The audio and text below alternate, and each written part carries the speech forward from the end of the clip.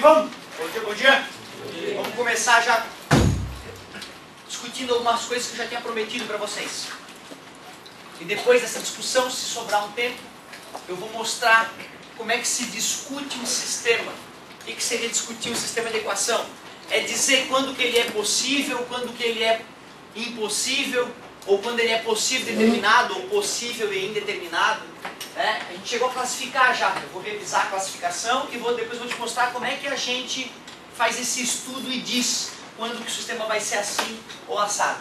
Mas antes, quero começar bem light aqui, falando de sistema de equações e te mostrando todas as ferramentas que tu já tem disponíveis para resolver essa encrenca.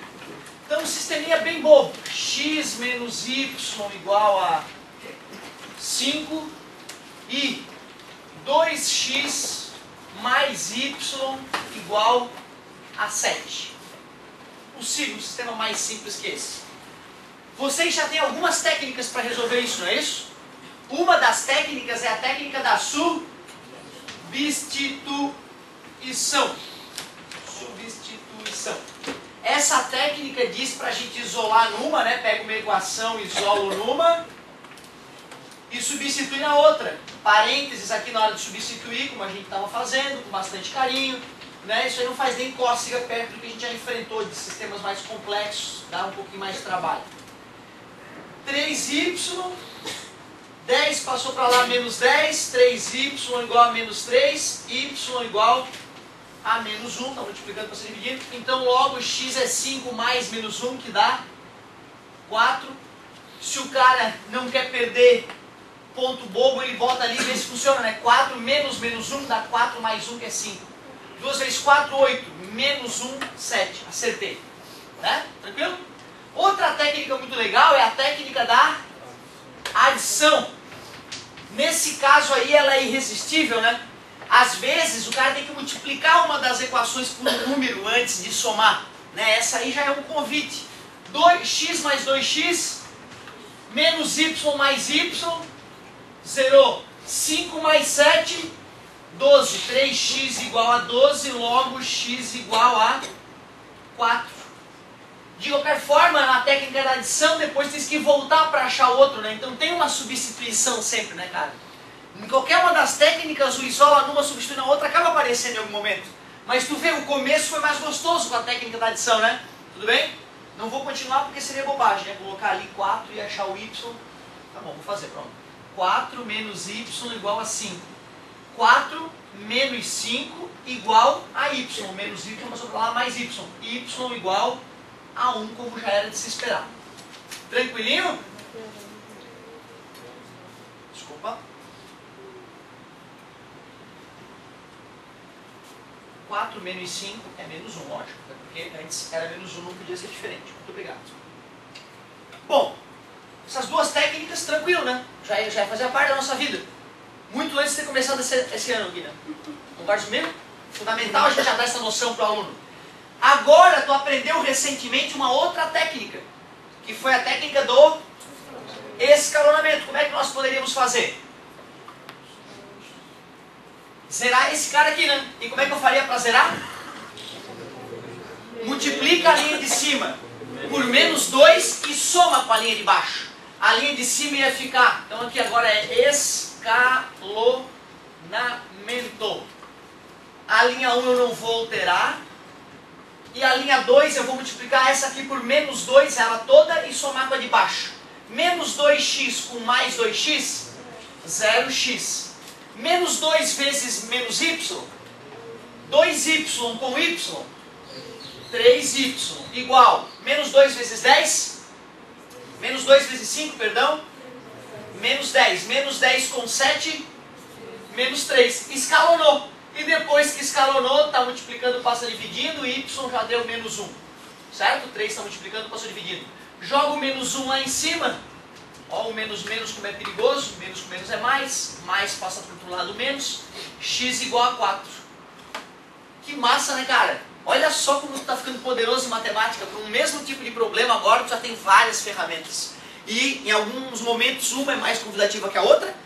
Mas, né, tu podes escolher também, tu pode falar, não, eu gosto disso, eu vou usar isso sempre que possível. Aí Aí tu só vai ter que usar o outro se a questão te engessar, né? Faça desse jeito. Mas é raro também isso acontecer, só eu mesmo para fazer isso. Bom, olha só. Duas coisas agora então a mais que eu quero te mostrar. Uma outra técnica que tu só aprenderia daqui a algumas aulas, mas eu já adianto o meu lado, eu vou ter que te ensinar mesmo.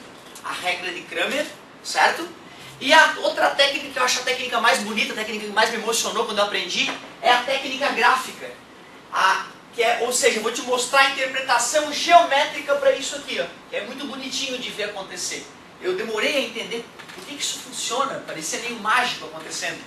Mas vamos lá. Vou fazer aqui rapidamente, antes da interpretação geométrica, eu vou fazer a regra de Cramer. Assim eu já vou estar plantando uma sementinha aí na tua cabeça para as próximas aulas. Olha só o que é a regra de Cramer. Essa aí futuramente eu vou te cobrar, vou te ensinar com mais calma, mas só para tu sentir como é que é. Tem uma matéria que nós vamos estudar logo em seguida que chama matrizes, certo? O que é uma matriz? Matriz é uma tabela de números. Por exemplo, eu posso olhar isso aqui, ó, e eu posso enxergar uma matriz. Quer ver? 1, menos 1, 5, 2, 1, 7. Tudo bem olhar para isso e escrever aquilo? Legal, né? Eu peguei só os números, né? Não me interessam as letras, por enquanto não me interessam as letras. Eu fiz uma tabela de números que é chamada de matriz. Eu ainda posso até colocar uma pontilhada aqui, ó, para separar a parte de igual, tá vendo? Com matrizes, uma coisa que a gente costuma muito calcular com matrizes chama-se determinante. O que é o determinante de uma matriz? Deixa eu até fazer o seguinte aqui, ó, para a gente trabalhar com calma. Depois eu quero fazer a interpretação geométrica bem bonita. Então primeiro eu estou te ensinando a regra de Cramer. 1, 2, 3, forte, hein, cara? Quarta técnica, já te preparando para futuramente sentir mais facilidade na aula de matrizes. Peguei o sistema e transformei ele numa matriz, a gente chama de matriz aumentada do sistema. A partir dessa matriz, eu posso criar 3 matrizes diferentes. A gente chama essas matrizes de D, Dx e Dy. A matriz D, meus amigos, é essa matriz primeira aqui, ó, formada por esses primeiros 4 números. 1, menos 1, 2, 1. A matriz Dx, prestem atenção, eu vou pegar essa coluna e colocar no lugar de onde estava o x, tá vendo ali, ó? Ou seja, vai ficar 5, 7, menos 1, 1. Essa não mudou, tá vendo? Por favor, monta para mim a matriz dy. Legal, entendesse? Tu viu que aquela coluna lá, ela vai em cima da letra que dá nome à matriz. Se é dx, aquela coluna extra vai em cima do x. Tu arranca os coeficientes do x e bota ela no lugar. Fazer essas tabelas é muito complicado, pessoal? Não, é simples. Tu pega lá, copia. Essa aqui é uma matriz que a gente chama de D. Esse D vem de um nome que tu já vai conhecer. Quer achar o dx, bota esse cara no lugar do x. Quer achar o dy, bota esse cara no lugar do y. Tranquilo. Essa tabelinha, então, que é chamada de matriz, a gente pode calcular um número a partir de uma matriz. Esse número, a gente chama ele de determinante. Determinante. Como assim? Como tu tem a teu RG? Determinante. Como tu tem teu RG, que te identifica, as matrizes têm o RG delas. Para tu achar o RG de uma matriz, como ela não tem carteira de identidade, tu tem que fazer um cálculo para achar quem é o RG. Como se eu pudesse pegar o teu gene, examinar e ver, ó, esse aqui é o fulano de tal. Análise genética é possível fazer isso, concorda comigo? Se nós tivéssemos o sangue de todo mundo e o DNA de todo mundo, bastaria uma partícula do corpo dessa pessoa, examinar, ó, essa pessoa é tal, certo? A matriz é assim, eu posso examinar ela e achar um número que a identifique. O nome desse número é determinante. É isso, é só para ver se o cara está acordado, tá vendo? É, lembra daquela técnica? Determinante. Se tu não conseguir responder, quer dizer que tu está viajando, então lá presta atenção. Determinante é o nome. Como é que calcula o determinante de matrizes como essas? É muito fácil. Vou fazer um exemplo aqui para ti. Imagina a matriz formada pelos números A, B, C e D. O determinante dessa matriz, que a gente representa por D, né, de determinante, DA, é só multiplicar esses caras aqui na diagonal principal e subtrair da multiplicação desses caras aqui, que é chamada diagonal secundária. É assim que se calcula o determinante de uma matriz. Multiplica na diagonal principal e depois multiplica a diagonal secundária e subtrai. É simples, um processo simples. Me ajudem. Como é que calcularia o determinante desta matriz? 1 vezes 1, parabéns, menos 1 vezes 2, ou 2 vezes menos 1. Tudo bem para vocês? Beleza? Vamos ver quanto é que dá isso aí então. 1 vezes 1? 1. Menos 1 vezes 2? Menos 2. Mas como tem o menos na frente, menos com menos? Então ficou 1 mais 2, que é? Ótimo. Me ajudem com o dx, por favor. Isso, a ordem ali não importa, né? É importante a gente fazer com calma. 5 vezes 1 é 5, menos com menos, e 1 vezes 7, e 5 mais 7, que bonito, 12. Finalmente, multiplica a diagonal principal, multiplica a diagonal secundária, tudo bem? Que dá menos 3. Esse é o nosso dy. Olha o safado do Kramer, o que ele inventou. Pega um sistema, transforma numa tabela, faz continha com partes do sistema, com uma regra muito clara que vocês estão vendo, e quer achar quem é x e y? O x é só fazer dx dividido por d, e o y é só fazer dy dividido por d. Vamos ver, quem é o dx? 12. Quem é o d? 3, né? O d é 3, que dividindo dá 4. Quem é o y? O dy, aliás. Menos 3. E o d? Que dividindo dá... Oh, que legal. 4 e menos 1. 4 e menos 1, 4 e menos 1, 4 e menos 1. Todos eles dando a mesma resposta. Óbvio, né? Era o mesmo problema. Nós só estamos usando técnicas diferentes. Você parece meio maluco essa técnica, né, cara? Por que funciona? O cara se pergunta, né? Que porcaria é essa, cara? Faz uma salada mista de fruta maluca. Aí, de repente, brota as respostas. Na verdade, meu objetivo era te mostrar que tem essa regra que nós vamos estudar futuramente com calma. Vou repetir de novo. Então, eu só queria esse primeiro contato que muitos, né, já com certeza vão tirar de letra na próxima aula, sem dúvida nenhuma. Bom, o que é mais interessante aqui é essa história de matriz, que é novo para ti. Acho que, né, de repente tinha escutado falar pouco sobre isso, se escutou. E que a matriz tem um número que a identifica, chamado determinante, e que nas matrizes pequenininhas, 2 por 2, 2 de altura e 2 de largura, é só fazer multiplicação, multiplicação e subtração. Certo? Legal, regra de Kramer. Quarta técnica para resolver sistema de equação, e que nós aprenderemos com calma futuramente. Mas não é a minha predileta. Não. A minha predileta é essa que eu vou te mostrar agora. Vou manter aqui o meu sistema. Vou liberar um espaço aqui para a gente trabalhar com bastante carinho. Para ver se a galera entende a famosa interpretação geométrica de um sistema de equações.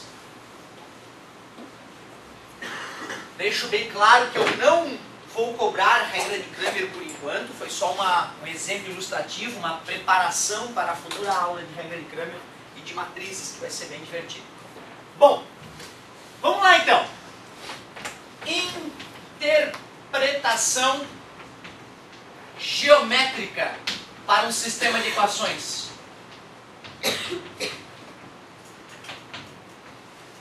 Essa interpretação geométrica vai nos ajudar a entender por que alguns sistemas são impossíveis, outros têm infinitas soluções e outros são possíveis e determinados com uma única solução. A interpretação geométrica vai dar uma força legal para vocês nisso.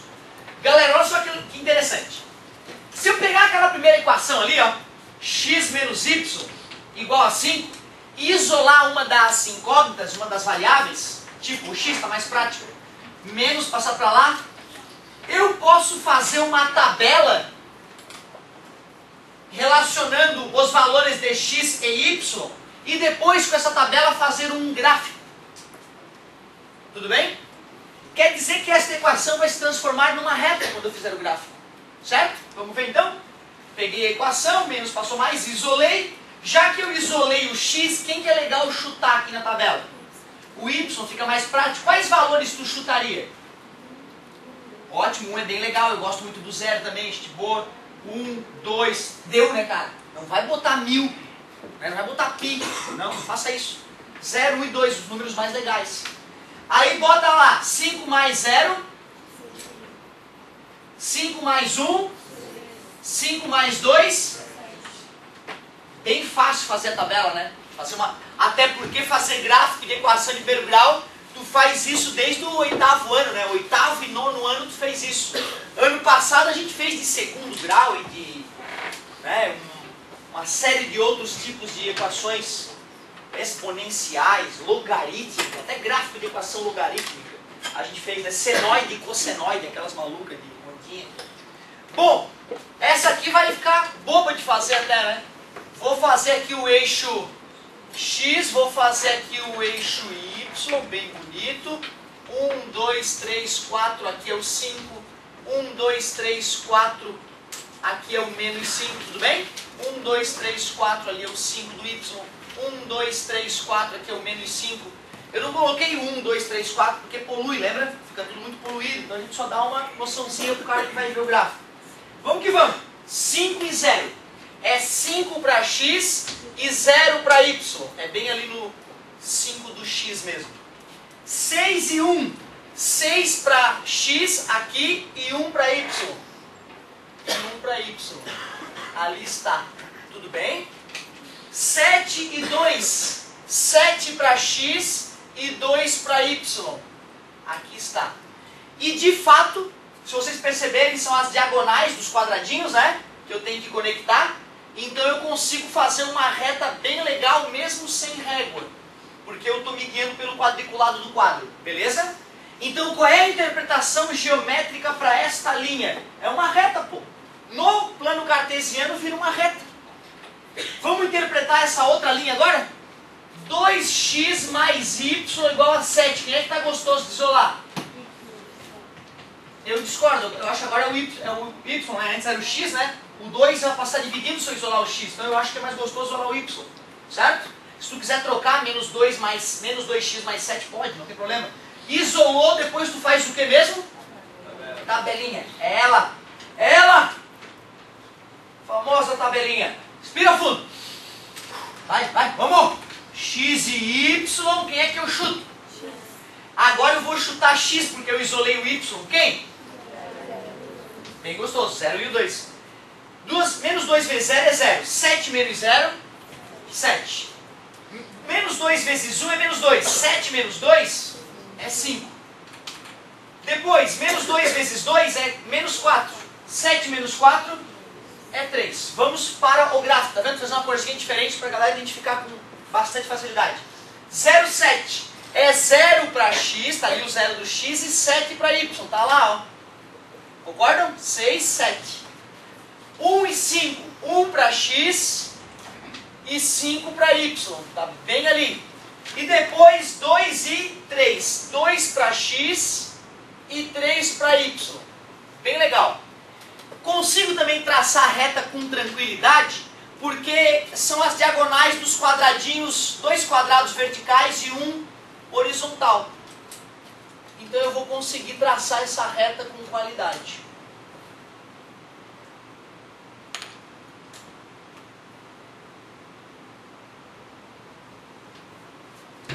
Agora olha que interessante. Olha que interessante. Isto aqui tem uma interpretação geométrica muito clara, que é essa reta. Certo? Ou seja, são todos os valores x e y que dão em cima dessa reta. Essa aqui de baixo é uma outra reta que tem uma outra situação lá no gráfico. E quando eu peço para resolver as duas ao mesmo tempo, eu quero descobrir qual ponto x e y está tanto numa quanto na outra. Então, para achar a solução do problema, eu não vou fazer conta agora, eu só vou olhar aonde as retas, e olha ali onde é que está se encontrando. Que ponto é esse? 4 para x e menos 1 para y. É uma maneira bonita de achar a resposta. Tu faz um desenho e através do desenho tu olha, a resposta está ali. 4 e menos 1. Aí o cara pode ir lá escrever a solução, que nem gente grande, para ficar legal, né? Primeiro o 4 e depois o menos 1. Solução. Método gráfico de solução, então. Certo? Legal. Esse método aí é um método que tu não vai usar na prática, né, cara? Porque se tu for ver isolar numa, substituir na outra, ou adição, é muito mais rápido, certo? Só que algumas questões, elas obrigam que o aluno interprete aquilo graficamente. Então ele dá uma situação dessa e dá gráficos para te ver. Qual daqueles gráficos corresponde ao sistema? Então é importante tu ter essa noção. Agora olha só que legal. Imagina que no meu sistema, quando eu for fazer o gráfico, acontecesse esse tipo de situação aqui, ó.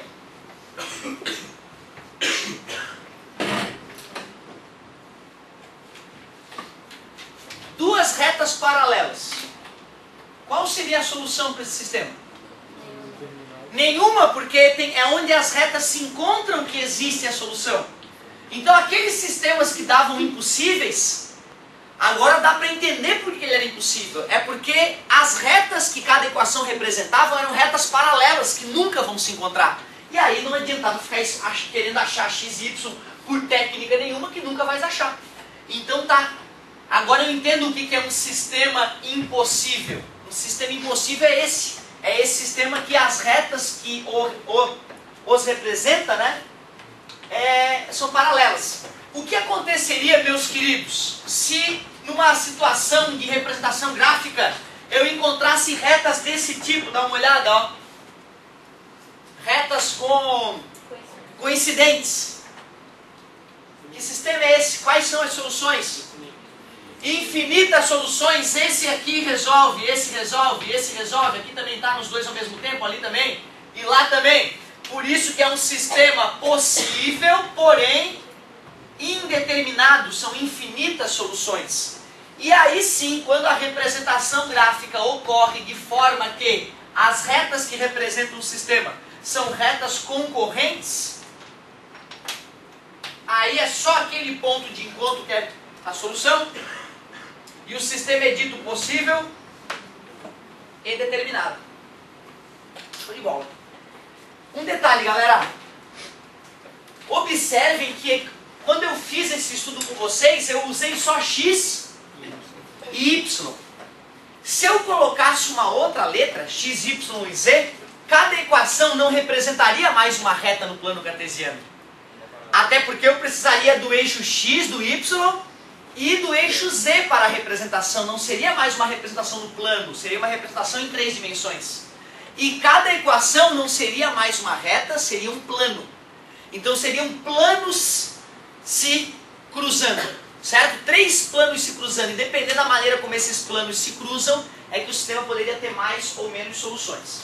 Para que tu visualize isso melhor, já que desenhar os planos aqui seria uma tarefa bizonha, dá uma olhadinha lá na página 15 da tua apostila.